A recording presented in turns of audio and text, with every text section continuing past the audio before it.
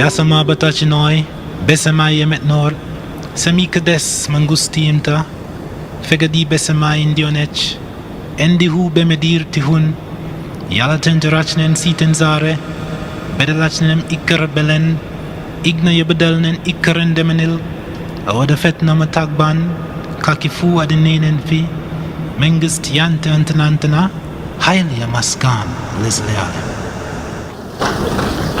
In the name of the African ancestors who began the march of humankind in the womb of Mother Africa, we ask these ancestors to be with us, to strengthen us, and give us a vision for the future.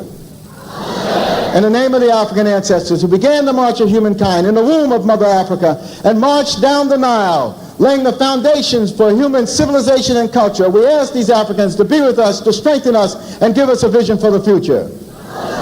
In the name of these African ancestors who built their pyramids and their temples to their God concepts, to their principles, and to their moral values, who left us a legacy of architectural and monumental building unparalleled in the history of the world, we ask these ancestors who built the pyramids, who built the temples, to be with us, to strengthen us, and give us a vision for the future. We ask these African ancestors who took this African culture and extended it throughout Africa, building the stone cities of Zimbabwe, building the empires of the Sudan, Ghana, Mali, and Songhai, building the Swahili city-states along the east coast of Africa, and in Christian Africa, asking King Lalibela and giving him the courage to build the 12 churches of Lalibela from the ground down, monuments to the world. We ask these Africans who spread this culture to the Dogo and to the Akan and to the Yoruba and to the Bankango and to the Zulu. We ask these Africans to be with us, to strengthen us, and give us a vision for the future. In the name of the Africans who opened up Africa, opened up the Nile Valley to other cultures and other peoples, and they came in and nurtured themselves on the African greatness. First coming in early were the ancient Hebrews, and they synthesized this culture and produced Judaism. Later coming in were the Christians, and they synthesized this culture and produced Christianity. Coming in were also the Greeks, who took the African culture, synthesized it, and produced Greek civilization. And then later, the Prophet Muhammad, and with the Arabs coming into the Nile Valley, they synthesized the culture and produced Islam. We ask these African ancestors, who as part of their legacy laid the foundations for Judaism, Christianity, Islam, and Greek civilization, to be with us, to strengthen us, and give us a vision for the future. We ask those African ancestors pulled out of Africa, taken to the hells of North America, South America, the Caribbean, maintaining the spirit of African humanity in their hearts and in their minds, and who left us this enormous legacy of struggle. We ask those Africans who resisted enslavement in the villages of Africa, who resisted enslavement in the shores of Africa, who resisted enslavement in those forts and dungeons, who resisted enslavement in the holds of those ships, who resisted enslavement when they arrived on these shores in the New World. We ask these Africans who ran into the highlands of northeast Brazil and established for 100 years the first free republic in the Americas, the Republic of Palmares, and their last great leader, Zumbi, who speared and sacrificed. We ask these Africans who replicated the Brazilian experience and went into the highlands of Jamaica and became the maroon-free communities. We ask these Africans who went into the backwoods of the Guyanas and Suriname and created free republic of the Suramaka and the Ajuka. We ask these Africans who went into the backwoods of Georgia and the swamps of Florida and moved with the Seminole Indians and resisted oppression. We ask these Africans who left us a legacy of struggle and resistance, the likes of which no one in the world has, to be with us, to strengthen us, and give us a vision for the future. We ask these Africans who created and laid for us a foundation of struggle and resistance that was passed on generation after generation, that was passed on to Harriet Tubman, who fought her way out of enslavement and became a symbol of freedom for all of us. Similarly, Frederick Douglass and hundreds of thousands of others fought their way out of enslavement. We ask those Africans who went with Boukman Dessalines to create the greatest revolutionary experience in the history of the world, the Haitian Revolution, leaving us a legacy, the likes of which no one else has had. We ask these Africans to be with us, to strengthen us, and give us a vision for the future. Let us start our class with a prayer. Heavenly Father, Divine Mother, Friend, beloved God, Jesus Christ, Bhagavan Krishna, Mahavatar Babaji, Larry Mahashai, Swami Sri Yukteswarji, our Guru, Paramahansa Yogananda Ji, saints of all religions, we bow to all of you. Heavenly Father, Divine Mother, great Gurus, receive our love, receive our desire to love you more, to attune our hearts and minds with your great presence. Om, peace.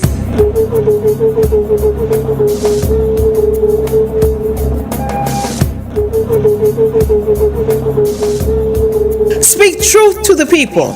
To identify the enemy is to free the mind. Free the mind of the people. Speak to the mind of the people. Speak truth. Hide nothing from the masses of the people. Tell no lies. Expose lies whenever they are told. Mask no difficulties, mistakes, failures. Claim no easy victory. When we lose our African connection, we lose our world connection. When we disconnect ourselves from Africa, we cease to be a world people. Without the African connection, we are a disjointed people, begging for the entry into somebody else's house.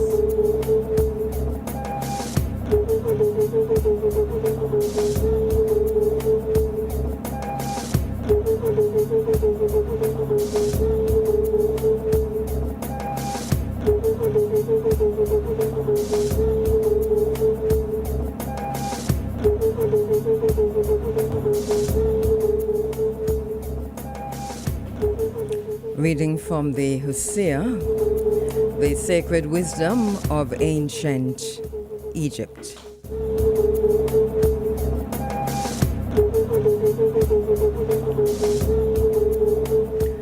If the wise are not calm, their manner is not perfect. If no calm comes in battle, the army gets no rest. If there is no calm between the feasts, the master and mistress of the house cannot enjoy themselves. And if there's no calm in a temple, Mother, Father, God abandons it. Therefore, praise is given to the wise because of their calm. And old age is a good time in life because of the calm that comes with it.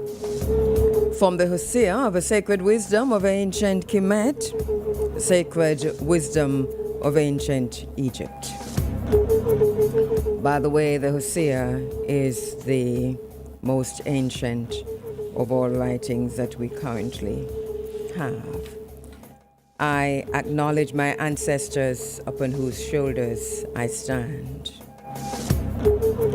I acknowledge my ancestors, the ones who came before and are still here. I acknowledge my ancestors upon whose shoulders I stand.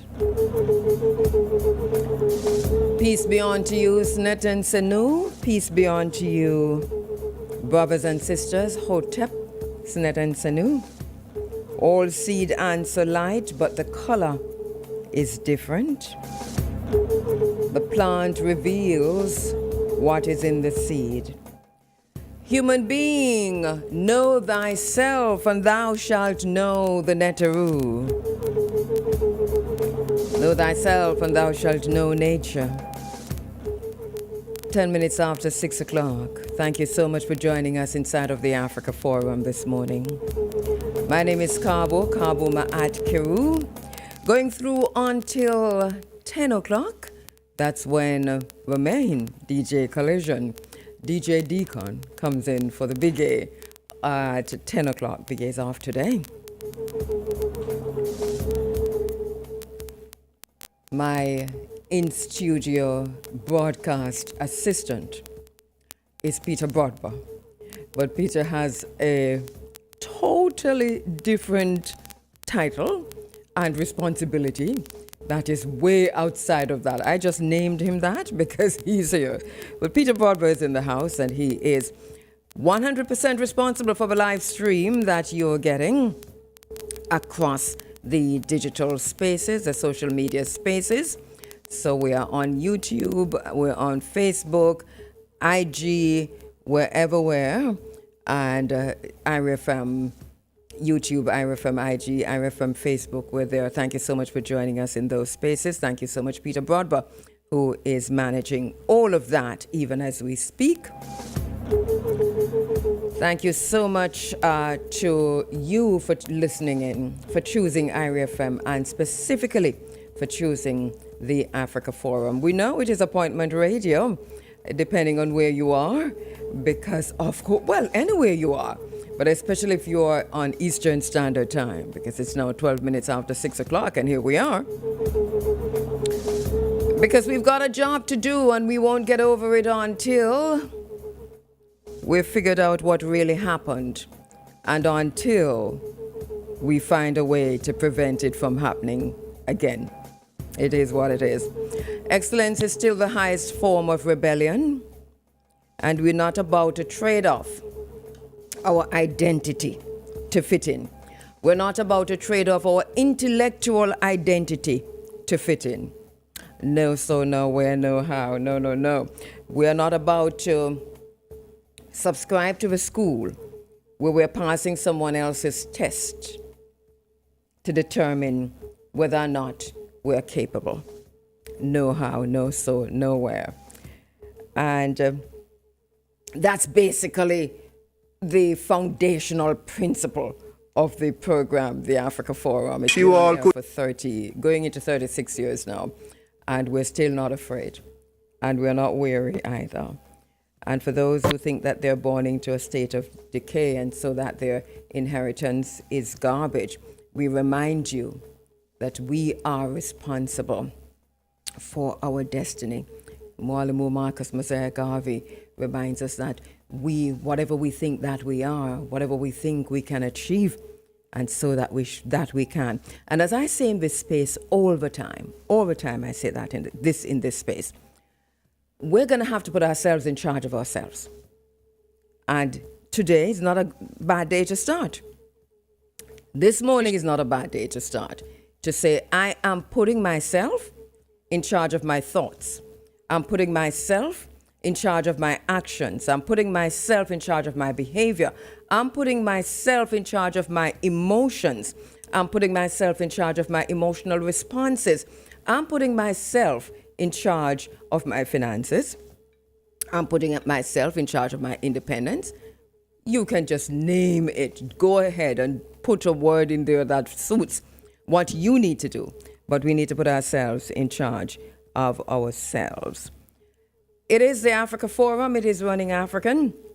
As I said before, we go through until 10 o'clock. We are reminded by our brother, our elder ancestor, Dr. Ben Yakanan, that when our God and our Savior look like our master and our enslaver, that we become the principal agent in our destruction. So I want to, for a minute, say a few words. Nun, Atum, Atumra, Shu and Tefnut, Geb and Nut, Nephthys, Osiris, Isis and Set, Anubis, Horus, Aethor, Shisat, Amun-Ra, Kebehut. You go ahead and do what you need to do.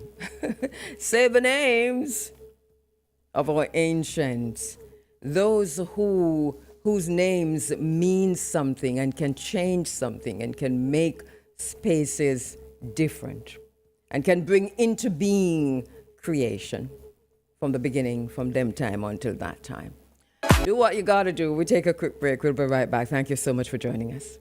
Sign up for the JN Money Card. It's safe, convenient, and free. The time by JN Money is 16 now after 6 o'clock.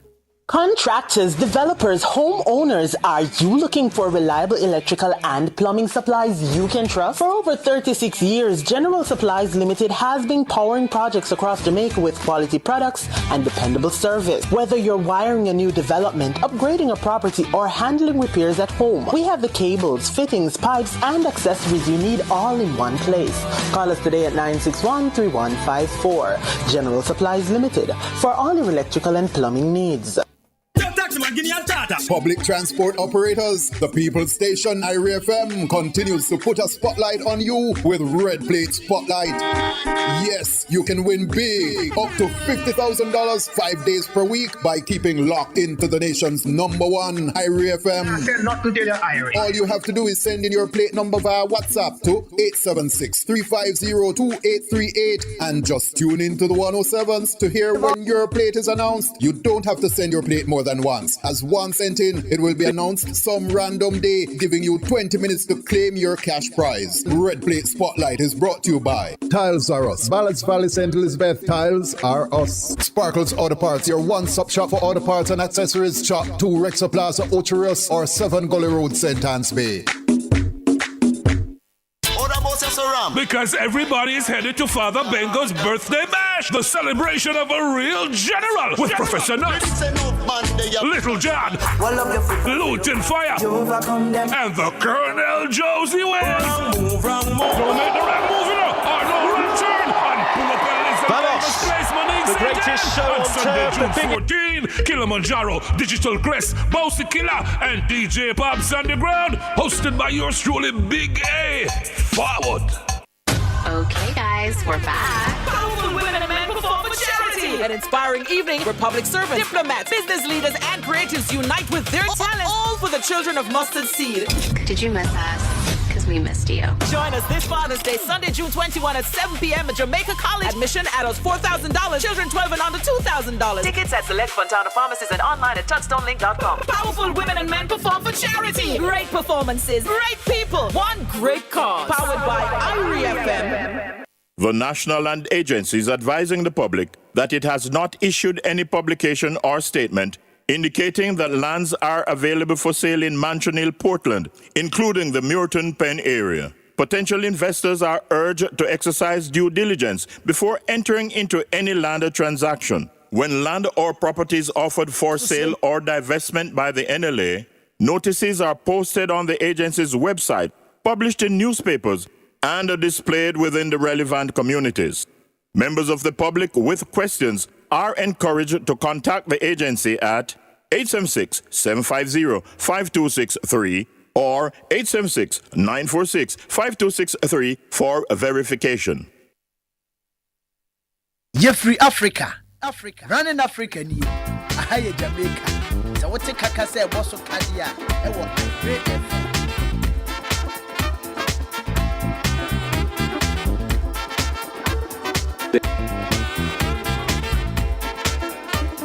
19 minutes after 6 o'clock. Thank you so much for joining us inside of the Africa Forum this morning. Another Sunday on the island, another Sunday. Can you believe it? It's June and we are almost out of June. Going into July.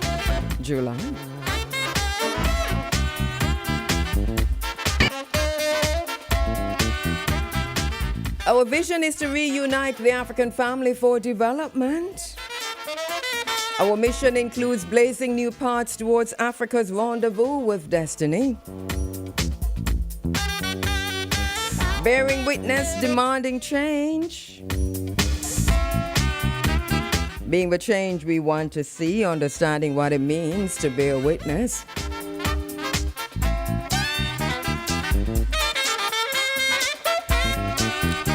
Crafting an African-centered agenda for change and development. All the while, that's me, all the while,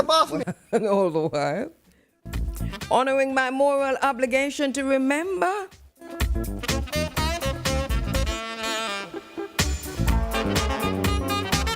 It is what it is. Thank you so much for joining us inside of the Africa Forum this morning. Good morning to you wherever you're listening to us from this morning, or watching us on YouTube or Facebook, or however you're watching us this morning.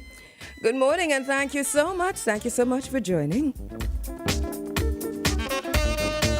Welcome, Akwaba, Asante Sana. Morning to you, my sister Dawn Eaton in the UK. Morning, morning, morning. Thank you so much for joining us from the 7 continents and the 14 parishes. And you know, we like to say 15 because we welcome Portmore.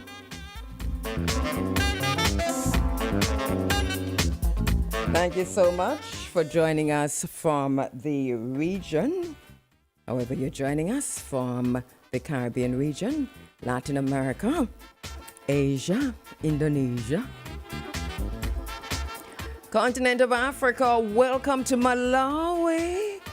Welcome. Thank you so much. Zimbabwe, Ghana, South Africa. By the way, as we say South Africa, we have to kind of stop for a minute. We're going to have to spend some time, and I think hopefully we'll get a few minutes next week, Sunday, to look at South Africa. The languages around South Africa and what's happening in South Africa is colonial language. It is a language of the enslaver. There is something happening globally across the world, and I'm not saying that what's happening in South Africa is right, but there's something happening globally around the world. In Tunisia, there are demonstrations. Tunisia is on the continent of Africa. It's North Africa. There are demonstrations at government agencies against immigration, against foreigners. In Ireland, they are burning the street. They're burning buildings. They are revolting. They are literally, it's riot, it is chaos in Ireland. And they're doing this on the backside, yes, of an attempted murder. But they have turned that into a riot against foreigners. And this has been going on for days and days and days. In the UK, since 2024, beyond 2024, but it ramped up in 24, 25, it became worse. They have been leading massive demonstrations. You can't turn on the radio, the television, or even go on social media. UK, what's coming out of the UK is anti-immigrant. They're literally, the other day they were burning the streets. Just a few months ago in the UK, they were burning in the streets. They were attacking people on the road. They were rioting against foreigners. And they are doing that to this day. Maybe not the burning so much in England, but definitely the rhetoric. And just listen to Prime Minister's Question Time. Listen to Kemi Badenoch, for example. And just have a look at what's happening generally across the world. The UK, and if you're watching on, thank you so much for finding that story there and putting that up for us, Peter, because this is good. What does it say? It says 8 arrests. This is where. Go down. Let me see the headline again, Peter. Okay. Oh, you're gone up. All right. So basically, across the world, there is, over the last 3 years, a ramping up of anti-immigrant protests and violence in Europe, on the continent of Africa. In the United States, they have gone beyond that because they have written something called Project 2025. And they have unleashed Project 2025. And written within the U.S. policy right now is an anti-immigrant, anti-foreigner policy. We cannot. That is phenomenal, even to the extent that we see that now impacting the World Cup, where Omar Aitan, for example, of Somalia has been turned back, where we're hearing that Ghanaians have been turned back, where coaches have been turned back. And this morning I'm reading that Canada has now joined that, where they have turned back a Ghanaian player. You know, so the anti-immigrant sentiment, the demonstrations and the protests and the killings, that's happening across the world. The same players are behind it. Do not be deceived. The very same players are behind these global anti-immigrant protests that we're seeing across the world, the very same few white supremacists are behind it. Now listen, the Daily Mail, which I don't like to quote in this forum, they've got a lead story that they've been holding as a lead story from yesterday, and even this morning I woke up, I saw that. I'm not quite sure if it is still there, where they are showing that they are members of a political party, can't remember which one, but that they are attending white supremacist events. These white supremacist events are based in anti-foreigner sentiments, anti-immigrant sentiments. But how the media works, and I don't have enough time to talk about it, but I'm going to say something. We have to understand how media works, right? Media works in this way. Those who own the media control the narrative.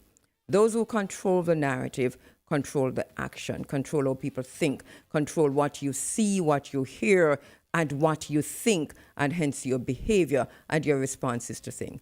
You have to be very careful when you are consuming media, and this is why we talk about media literacy, understanding the power behind media. The power behind media is simple. It is who owns the media, who own the media. Now, global media is owned by about 4 people, and the largest owner is a Murdoch empire, Rupert Murdoch, who is out of Australia, but owns, I think that the series Succession is loosely based on his life.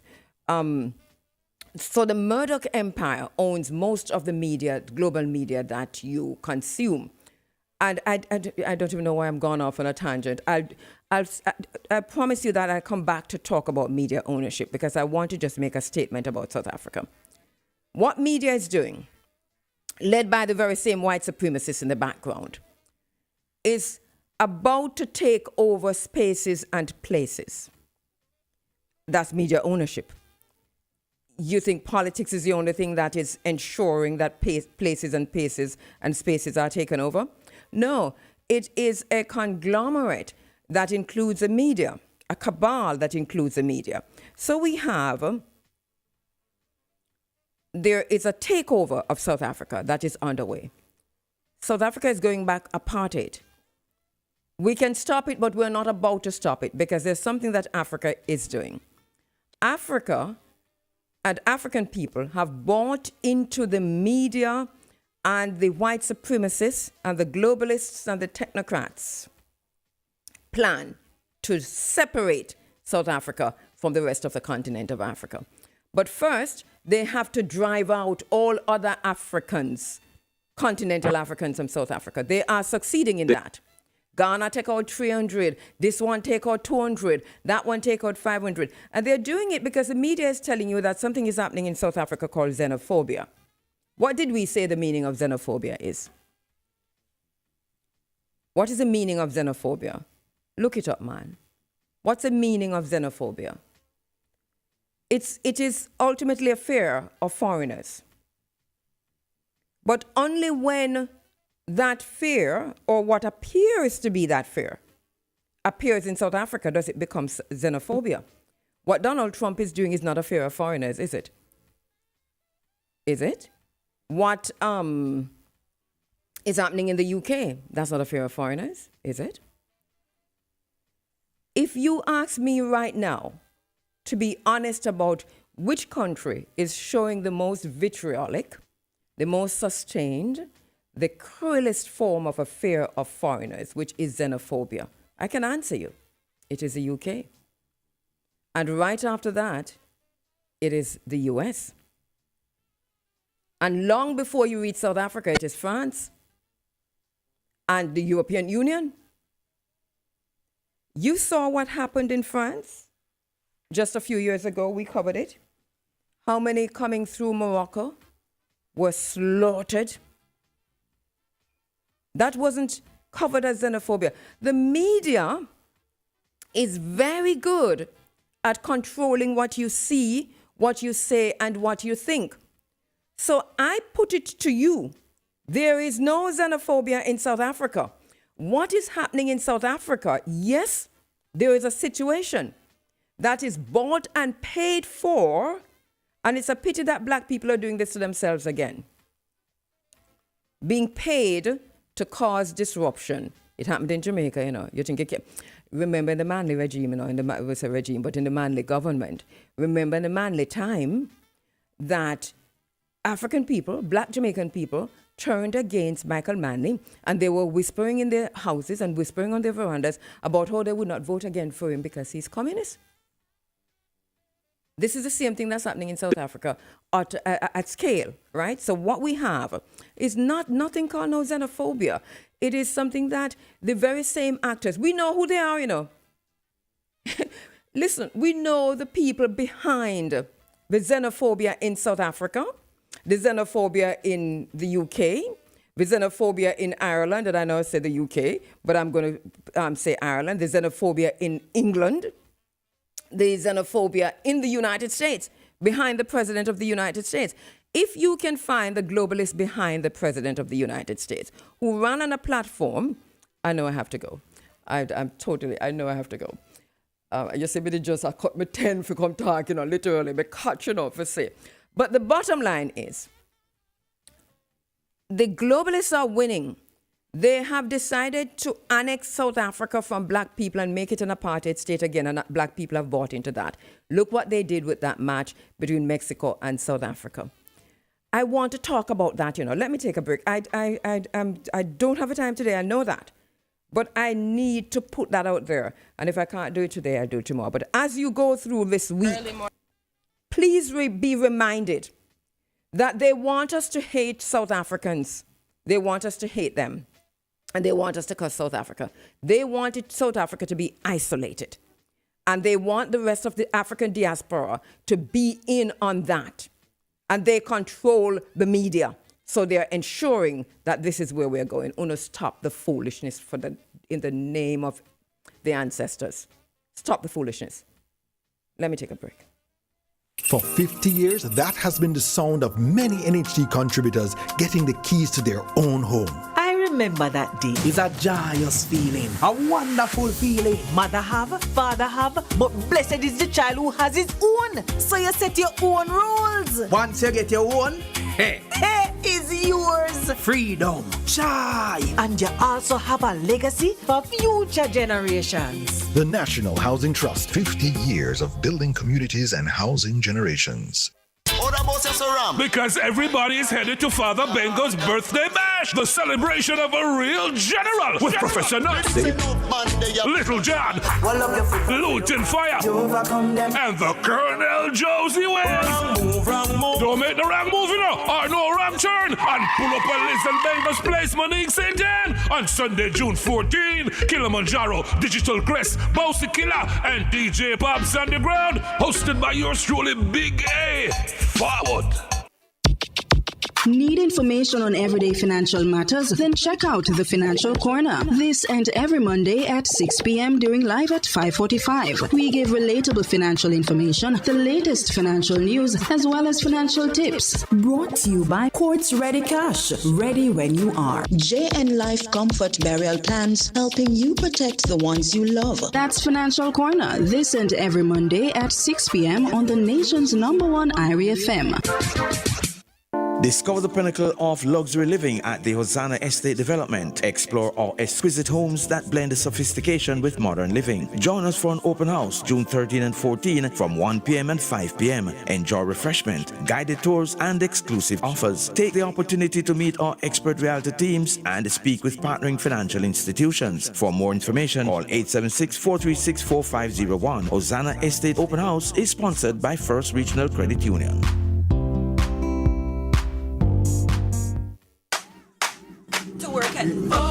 It's the greatest show on earth, June 11 to July 19. The entire world will be focused on the USA, Canada, and Mexico. 104 matches, 48 teams, 3 host countries, 1 champion. Who will it be? Exhilarating, pulsating football. The Sporting Choice Irie FM has you fully covered with unbeatable features, stories, facts, and updates. Kickoff, scoreboard, keep up, and the playbook. You nah miss nothing. We got it all. Too far for Ronaldo to think about it. Oh!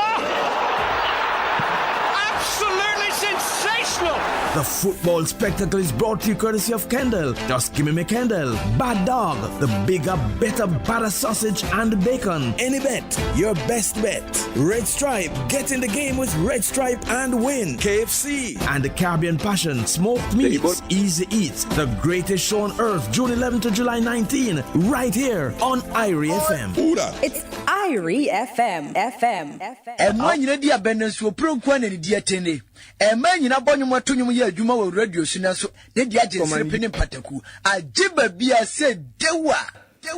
All right, we're back with you inside of the Africa Forum. This is Running African, and we're going to go to the phone lines to speak with our very special guest, our first guest this morning. My colleague, my brother, and my friend is Roger Hasfall. And I think Roger is ready and waiting on Zoom. He's not in studio, but I think we've got him on Zoom. Morning, Roger. Are you there?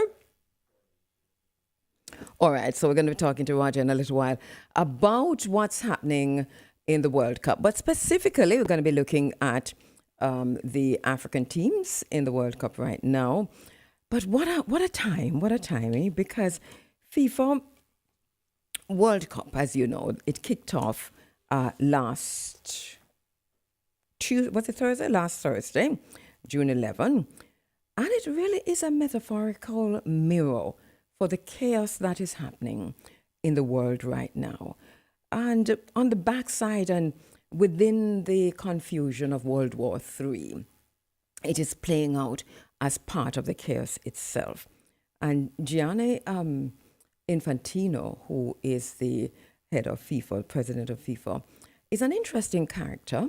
We spoke about him a few months ago actually, because he had gone to Mar-a-Lago and there was a big party at Mar-a-Lago that Infantino attended, that FIFA, as FIFA president, with Donald Trump's sons and so many of the MAGA technocracy crew. And it was an investment seminar of sort, function of sort. And they created a whole financial system in Mar-a-Lago. And FIFA was a part of that. But interestingly, Gianni Infantino was a part of that. And we said at the time that is the kind of conflict of interest that at some point FIFA is going to have to answer to its relationship with MAGA, not with the Republican Party, generally speaking, but with MAGA, and also with the Trump faction, Donald Trump and his sons and so on. And then he's going to probably, I think, at some point, has to answer for his presence at that event at Mar-a-Lago. But anyway, I think we're joined by Roger Hasfall. Hey, Raj, I'm seeing you. Morning, how you doing? Morning, good morning, Kabu. Good morning, everyone. Right, thank you for getting up. I see you in your colors, man. Look at you. It looks. If I'm not, is that Brazil? That's Brazil, isn't it? But no, not at all. This is actually, I am not one of those fanatics. During World Cup time, I like to wear my own national colors. You understand? Although I am a supporter of a particular team from my boy. Mm-hmm. Which team is that? You can't say which team is that? I said when I always loved how Argentina plays football, especially from Diego Maradona days, from my boy. So I just love how them play football. Now that we understand the politics. Yeah, well, I am not even going down there because I know people have them issues with Argentina and their ethnic cleansing with black people down there and so. But when it comes to football, it's football me love to watch. You understand? But Roger, on that point, and this is a very good point. So you're saying that you wear your Jamaica colors. So this is Jamaica I'm looking at, but that the color not the Jamaica flag we have on. So Brazil that. No. The Jamaica flag. Which gold? A yellow. Which gold? Oh, give me a break, board gold. But anyway, welcome, Jamaica. Yeah, Jamaican. Man. Good to be here. Yes. And of course, we always have our sentimental attachments to our motherland, Africa. Of course. Yeah, understand. Of course. And I went from Cameroon days, when Cameroon had made their debut in 1982 and how they performed well. 1990 as well. Roger Miller and coming down the line, you know. They are not here this year, unfortunately. So we have 10 African teams. Wow, you know. and that's a record. They keep telling us that's a record. Yes, 10 of them. But before we go to the African teams, last night, quickly, especially the IT Scotland match. I know that coming on. I didn't watch it, right, because I had to be up early this morning. But just looking on social media this morning, there seemed to be a lot of angst.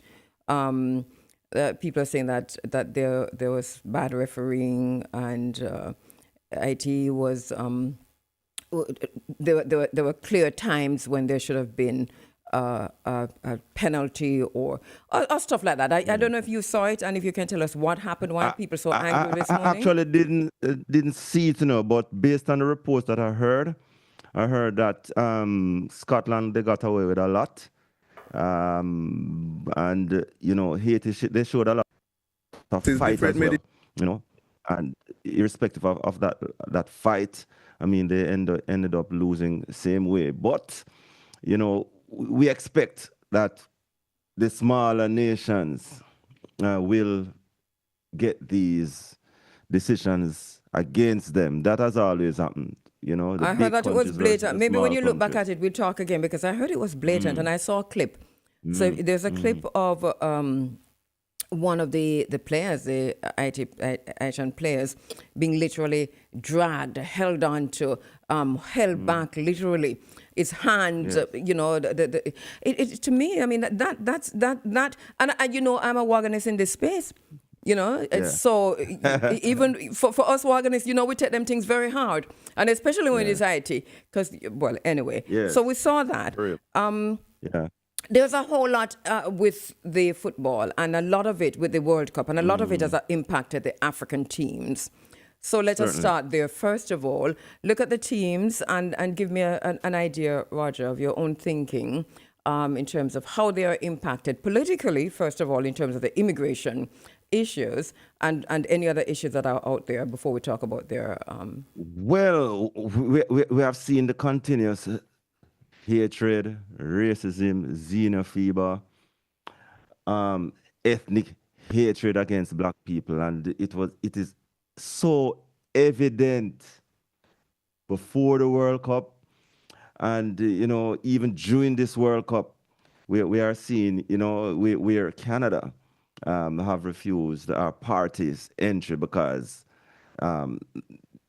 the party he's supposed to go to court because of some rape allegations against him. And these are allegations, and let us say these are allegations. Right. And he has denied, and we have seen it before where African players who come to England, these things blow up against them, and then they are found not guilty, and them whole career mash up, and this could be a similar case again. But Canada has denied him entry, you know, and before that, a man from the Somali referee, who was Africa's top referee, the top referee in Africa from Somalia. He was fly all the way across the Atlantic, stop in Atlanta, in Miami, deny him entry, send him back, you know. Send him to Turkey.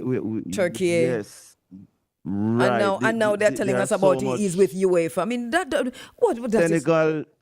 Senegal, when they entered into the States, as they step off the plane, them have them canine dogs and them search them. It's such a disgrace. Last World Cup in Qatar, somebody showed the difference between what happened in Qatar and what happened in the New. When teams were welcome in Qatar, including the United States, they got red carpet as them come off of the plane. I mean, luxury buses meet them. I mean, but the xenophobia against African teams in the US and Canada, it's overwhelming. Hang on there, Roger. Let me take a quick break. Pay Uncle $1 down per 18 to 48 months credit over Lucky Dollar for furniture, appliance, and smart TVs. The time by Lucky Dollar is... Now, 6:45, Roger Hasfall is with us. We're looking at the World Cup, FIFA World Cup 2026, a record of 10 African teams in the World Cup this year. And, the treatment of African teams by the United States, by Canada, and by FIFA, because FIFA has been wishy-washy. They are complicit. They are complicit. Yeah. They are complicit. And it's such a shame. And I can tell you, that this current FIFA president, mark my word, today, you seen another, you remember that big FIFA scandal a couple of years ago? Yes. That brought down people like Warner and Sepp Blatter and Chuck Blazer. We could see something worse happening with this FIFA leadership in a couple of years. Every time I put in his name in like I'm typing his name for any reason, but I'm texting, or the autocorrect changes it to infanticide, and I just leave it. Yes. It's just on the side. But I'm marking your words, Roger, the point you make just now about FIFA. A question then that I need to ask you, Roger, is with all of that happening, record 10 African teams, and we're looking at what it's called the Global South, which includes so much more than just African countries. Wouldn't it make sense at some point, and I suppose it's a conversation to be had on the backside of this, for this Asia, Africa, the same BRICS of amalgamation, to have its own World Cup, and not just its own World Cup, but to have a governing body that develop their own governing body and exhort FIFA out of this? Why is it so difficult to kick FIFA aside when they are... These countries are more than Europe and the United States, because FIFA is really Europe and the United States in terms of their governance and their management of in the interest of Europe and the United States, and not necessarily the so-called Global South.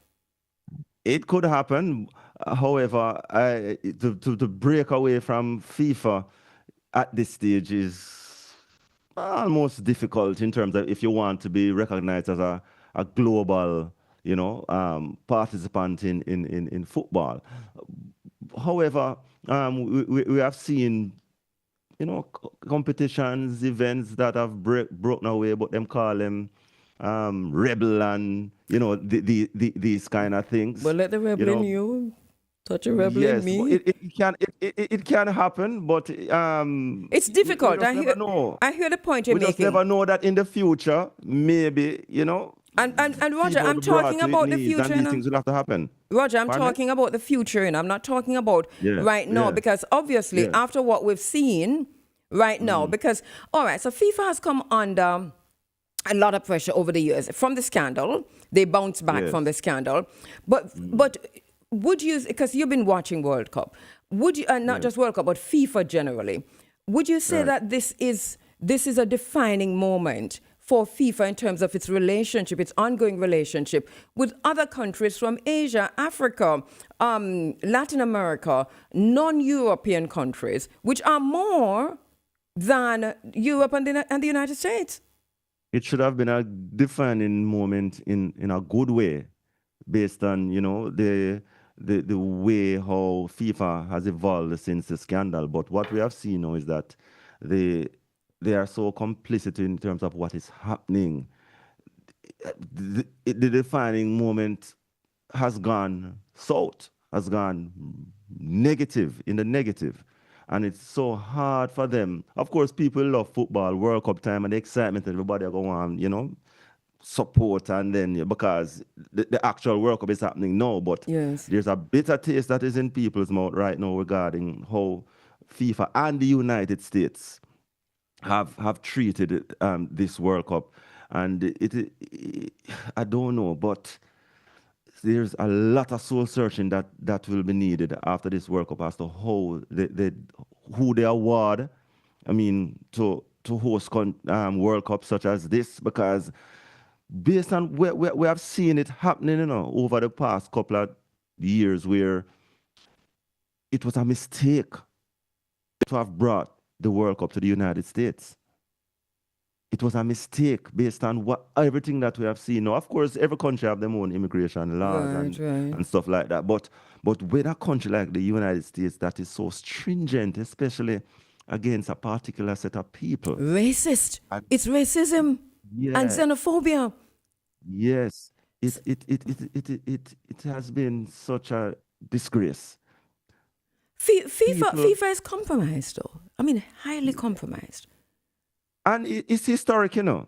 It's historic, you know, because remember, you know, I mean, there was a time when no black country, even in Africa, that could have played in FIFA tournaments. Right. You know, I mean, it was the Egypts and South Africas that were allowed to play at the World Cup first, in the first. And we're not talking about the black side of the... Right, not sub-Saharan, but North African, Arab dominant. But people like Kwame Nkrumah, Sergeant for Kwame Nkrumah and others, the stance that they took in that time was that it was a united front, which is to say all African countries, along with Europe, with Asia, said no.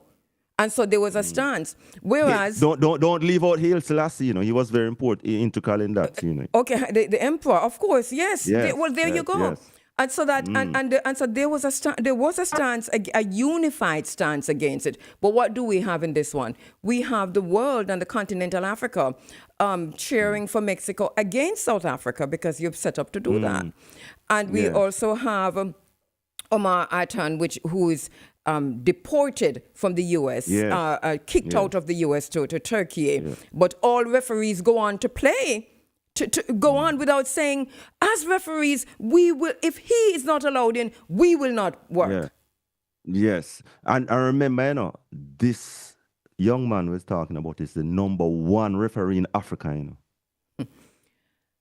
know. The number one referee. He was voted the referee of the year in all of Africa last year. And this is why I asked you if this is, and you did answer. You said it's a defining moment in a negative way for FIFA, because I think now more than ever when FIFA is like the United Nations. Isn't it a part of you remember that we've been talking about the rules-based order, right? And Mark Carney, who went to Davos and said that we're seeing a rupturing of the rules-based order, and we look at institutions and organizations that are failing magnificently because they're now showing that they're part of the Epstein class. They cannot say no to whatever is happening with the Epstein class. And we've been looking at the institutions like the UN, the Africa Union, the World Health Organization, the FAO. We're looking at that, but we never looked at FIFA. But FIFA is also part of this Epstein class, which is, to what extent do you think, Roger, that FIFA is part of the Epstein class, but also is part of this rupturing of the rules-based order that Mark Carney referred to at Davos? And it, you know, based on what happened in FIFA a couple of years ago, we all thought that they would have moved away from that, whether it's perceived or not. We all thought that it would have been moving away in a direction that, because remember, you know, FIFA, they have this stance about no against racism. They have banners all over the place. They have a thing with them say, cross your hand like this, yeah? Yes, but it's just talk. It's just talk. It's just put that in the front to make it look like said they are doing, but they are doing absolutely nothing. So of course, them complicit with all the way just said a while ago. Is it Epstein class? Is it Epstein class? Roger, you and I have been looking at this, you know, and this whole Epstein thing, you know, and I think both of us had to literally just ease it off for the sake of our I know some not really ease it off. I mean, it you know, me not ease it off like that, you know, because make it serious. Make it serious. I understand. I understand what you mean because you know, I think it's the same for me, but publicly we haven't been commenting on it a whole lot. All right, so there's that, Roger. But and then to one other thing on FIFA is that what happened with IT also with the jerseys, with the kit, that you know your FIFA 2 or 3 days before the World Cup, you demand that they change their jerseys. I mean, how did that happen? It just comes right back to how complicit FIFA is when it comes to the xenophobia and the racism and the hatred towards a party. Let our listeners know, Roger, why FIFA said to Haiti that you have to change your jersey 3 days before the World Cup. Yeah, well, this year as well is also, I think, the 220th or 22nd anniversary of the Haitian Revolution that brought them, independence, becoming the first black independent country. And they had a symbol, a symbol, not even that big, but, just in celebration of that. FIFA is saying it is political and it goes against their policies and, and stuff like that, In other words, your independence, a symbol, an image depicting your independence. Right. The fight for independence. FIFA said to them, you can't. This is coming from the U.S., This is a request. I guarantee you. I bet you anything this is a request from the United States. And this is why we lose Epstein class. Yeah, right. Definitely. I would not be surprised if that is absolutely the case. Because remember, he just come full circle, turn against Haiti again.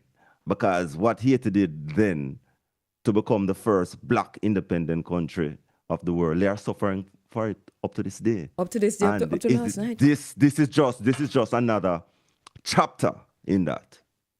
Well, I'm proud to see that I'm accidentally wearing my Asian colors. I'm just looking at the screen when you put up the when you put up the images there, the content there, Peter.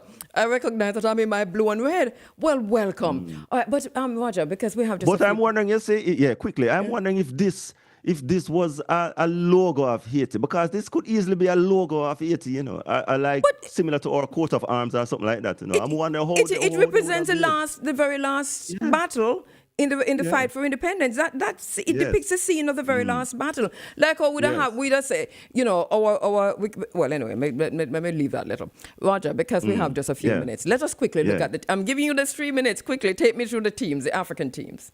All right, so we have 10 African teams, 2 played already, 1 playing today. We're talking about South Africa, Morocco, a debutant, Cape Verde. We're talking about countries like Algeria, DR Congo, Egypt, Ghana, Ivory Coast, Senegal, Senegal, and Tunisia. Those are the teams. You hear the noise. You hear the noise in the background. It's Peter when they said Ivory Coast in there, but boop boop. Look here. But anyway, we respect that he's carrying Ivory Coast to the end.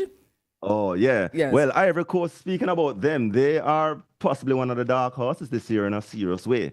They have a number of players at the peak of their game, all playing in Europe. And they had a wonderful result against France in their final warm-up game, leading into the World Cup.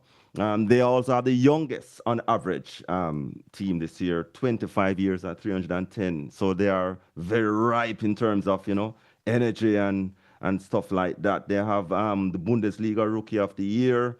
They have the youngster from Manchester United, Ahmad Diallo. They have 8 victories heading into the World Cup and looking very good. One of the teams that is a dark horse this year that can go very far. Their opponents, Germany, Ecuador, and Curacao. They play Ecuador today, so we're looking forward to that. All right. What about Senegal, which is a team that I'm carrying? Senegal is another of those African teams that is very strong. Largely drawn from Europe's elite league. In fact, outside of, I think, Argentina, they have the most European-based players in their squad, up to 20. And of course, they are waiting on a court of arbitration for sport a ruling, because the African was taken away from them, in the African boardroom. But they enter here, strength. They can overwhelm opponents. They are very strong. They have a lot of attacking weapons. We're talking about people like Nicholas Jackson, Sadio Mane. We can go on and on. The evergreen captain Guy, one of 10 African players would have completed 900 minutes entering into this World Cup. We're talking about the centre-back, Kulabi. He plays in Italy. Very strong Senegal team. They also could go very far. They play France, they play Norway, and they play Iraq in their group. All right, let me just ask my next guests who are coming on just to give us a 5 minutes, please. So Kamau Kambui and the Chief Petty Officer Jason J. Lewis, who are my next guests coming up to talk about Africa Town. Can you just give us 5 minutes while I wrap with Roger? All right, Roger, so take us through the other teams quickly. All right, as it's a minute after 7, by the way. Yes, go ahead. Sorry. Yeah, we saw South Africa in their opening game against Mexico. I mean, one of the problems for South Africa on the field now is that they have difficulties in adapting to conditions outside of South Africa or outside the African continent, and it was evident, in that opening game against Mexico. Bafana, they were high on confidence heading into the World Cup. But they weren't confident. Having difficulty. They weren't having confident. Difficulties in terms of having difficulties in terms of playing outside Africa and African continent is gonna come back on. But Roger, I don't think that's not it though. It's a global angst and the world that was set against South Africa before they went in, because you could see them. No, I'm talking about on the field now. On the field, me attack. On the field, me attack. No, man, generally still them not play well outside of South Africa, and I don't know why. But you could see from the anthem that these people were well, anyway, we talk about that another. But I think what didn't help. Okay, yes, but what didn't help was that the world was cheering for Mexico, including the continent of Africa and the African diaspora. And they knew that. Yeah. They knew that. Well, maybe, I mean, if you look deeper into it, we can say maybe that's one of the reasons why they feel so unwelcome everywhere they go. Yes. They have difficulty in terms of, playing outside of South Africa. And that's generally it. Yeah. Morocco, we saw, leave Morocco alone. Yeah, we're not... The fact is that we have Algeria, we have Morocco, and we have Tunisia as the Arab countries. Out of Africa. These are African countries, man. We can call them Arab countries. They say Morocco want us to think them Arab dominant because the team even looked that way there. But how Tunisia looked to you? Tunisia. How Tunisia looked to you? Tunisia, they open today. They open today. They don't play us yet.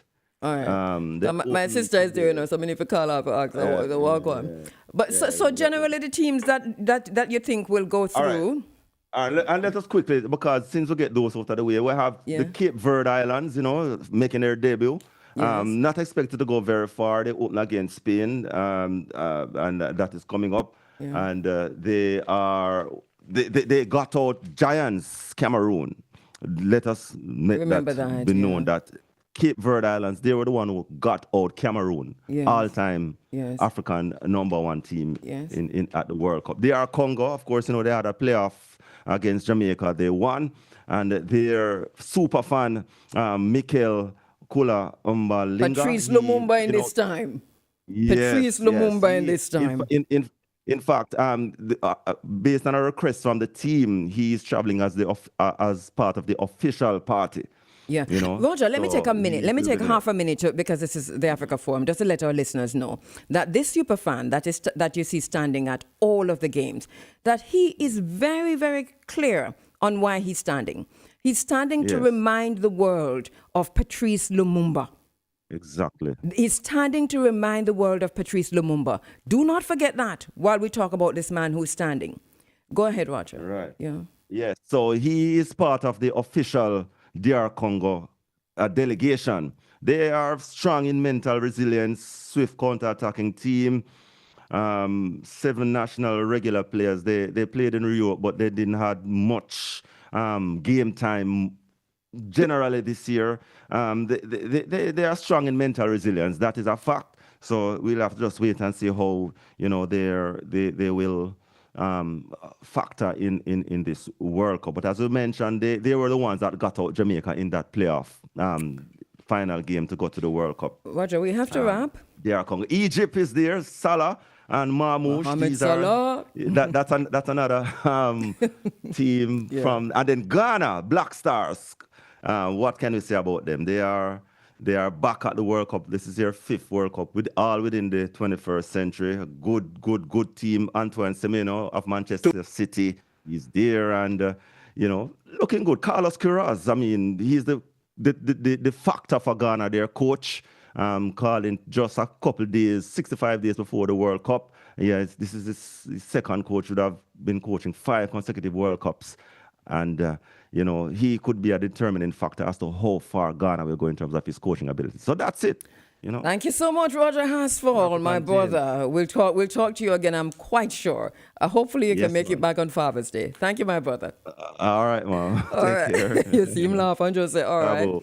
Appreciate it all the time. Roger Hasfall there. All right, a lot to talk about the World Cup. We go quickly now. Thank you, Roger.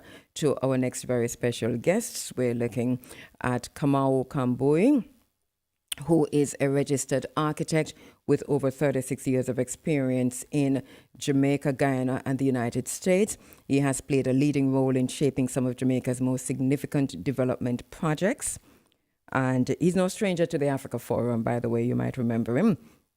As former chief architect at the Urban Development Corporation, the UDC, he spearheaded major initiatives, including the redevelopment plan of downtown Kingston, the Montego Bay redevelopment plan, Harmony Beach Park, and National Heroes Park. He is also the award-winning designer of the Simon Bolivar Cultural Center and has been instrumental in conceptualizing plans for a National Reggae Museum and a National Sports Museum here in Jamaica. Kamau is a strong community advocate. He has served in several leadership roles, including chairman of a Hero Circle Government Campus Development Committee and a member of the UNESCO Kingston Creative Music City Committee. And joining Kamau, Chief Petty Officer Jason J. Lewis. Navy Counselor, Petty Officer Jason Lewis, is a native of Africatown, Alabama, in the United States Navy. He served in the United States Navy for over 20 years after enlisting in 1998.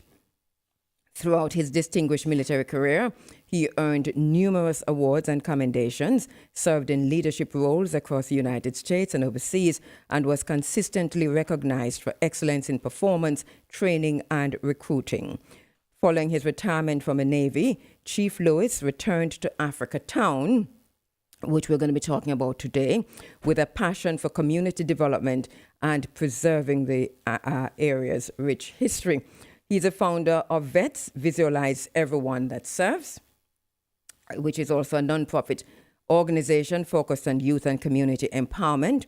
He also works closely with the CLOTILDA Descendants Association and other organizations to share the story of Africatown with visitors from around the world.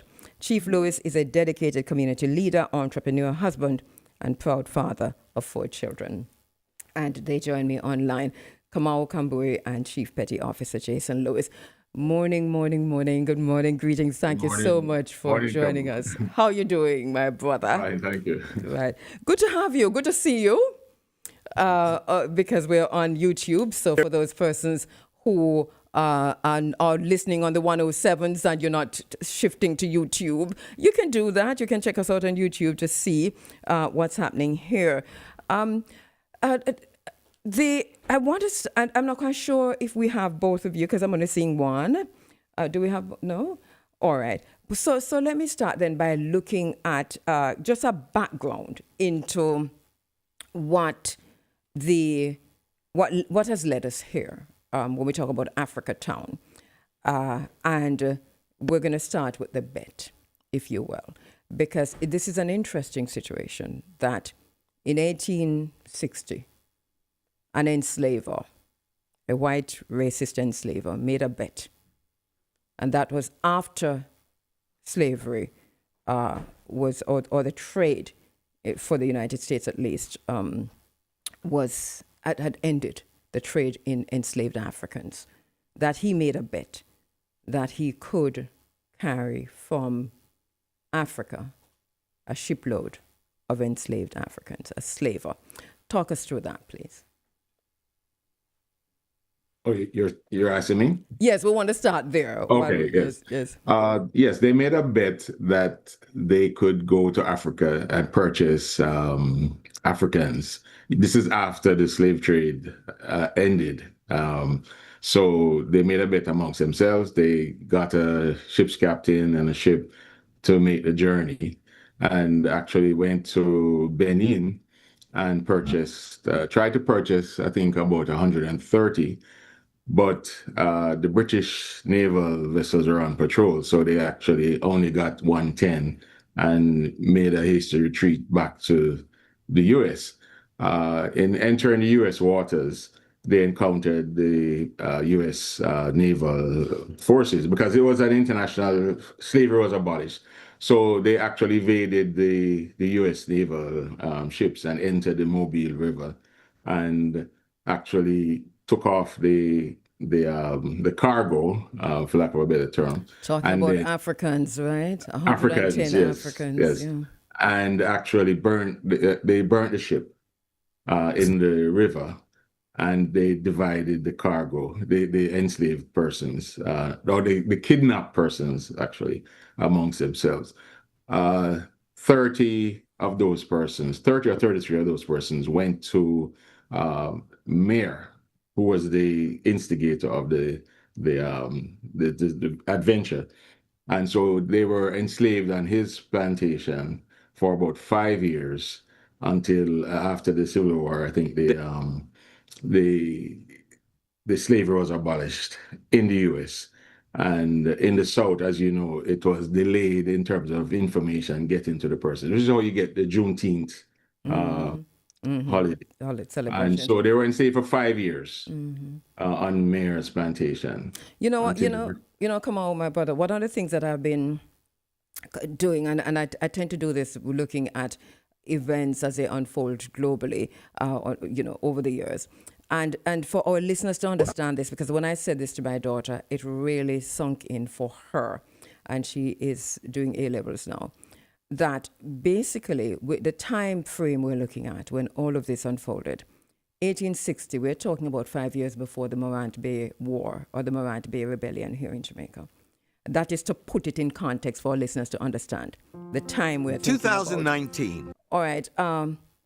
Also, I know you have, is it a very short clip, Peter, that you have there, or a longer one? Because we could give, while we wait for, because I'm not seeing Chief Petty Officer Jason Lewis. Chief Lewis is not on yet, right? I'm not quite sure what's happening, Kamau, but Chief Lewis is not on yet. Yeah. It's 3 minutes? All right. Can I just do this, Kamau?